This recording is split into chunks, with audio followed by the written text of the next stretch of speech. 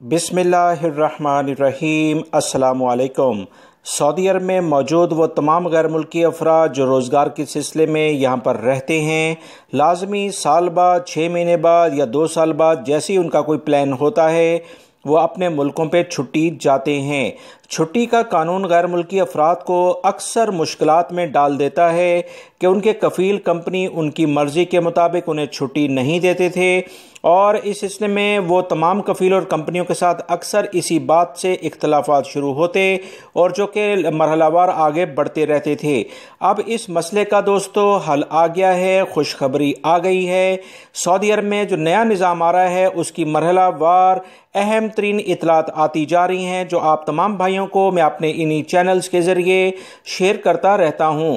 میری آپ سے ریکویسٹ ہے کہ ویڈیو کو لائک ضرور کر دیں اور مکمل ہونے کے بعد اپنے دوستوں سے بھی شیئر کرے گا تاکہ وہ بھی یہ اہم ترین معلومات جان سکیں، کیونکہ چھٹی تو تقریباً ہر کوئی ہی جاتا ہے، چاہے وہ فیملی کے ساتھ رہتا ہو یا اکیلے سعودی عرب میں رہتا ہو۔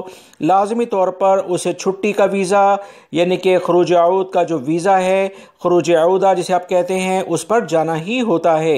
سعودی عرب میں یہ نیا جو سیٹ اپ ہے وہ 14 مارچ 2021 سے باقاعدہ شروع ہو جائے گا۔ اس کی ابھی ابتدائی جو اطلاعات آئی ہیں اس کے مطابق لازمی طور پر غیر ملکی افراد کو پہلی تو بات یہ ہے کہ کوئی کفیل اور کمپنی چھٹی جانے سے کسی قیمت پر بھی نہیں روک سکتا ہے۔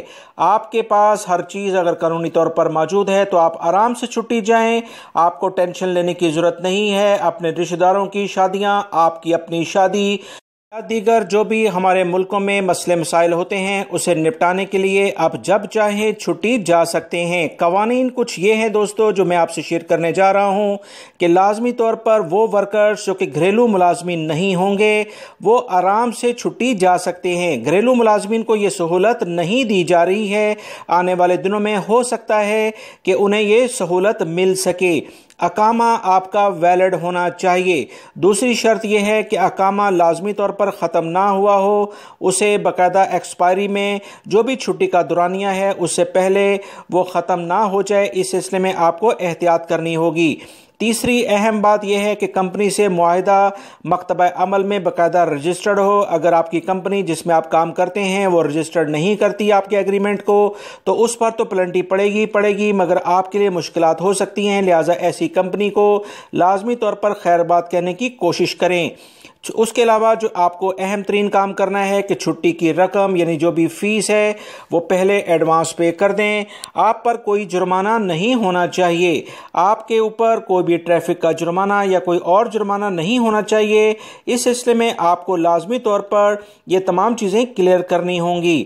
جس کمپنی یا کفیل کے ساتھ آپ کام کر رہے ہیں اس کے ساتھ خروج عودہ یعنی چھٹی جاتے وقت کچھ شرائط آپ کو درج کرنی ہوں گی، طے کرنی ہوں گی، جو کہ ابشر اکاؤنٹ سے ہیں کہ اگر آپ واپس نہیں آتے ایسی صورت میں آپ پر جو جرمانہ ہوگا وہ اس کے آپ خود ذمہ دار ہوں گے، کمپنی اس کی ذمہ داری نہیں لے گی۔ مزید اطلاعات کے مطابق کمپنی اور کفیل آپ کی چھٹی جانے سے نہیں روک سکتے ہیں جیسا آج کل ہو رہا ہے۔ یہ سہولت کمپنی اور کفیلوں سے لے لی گئی ہے۔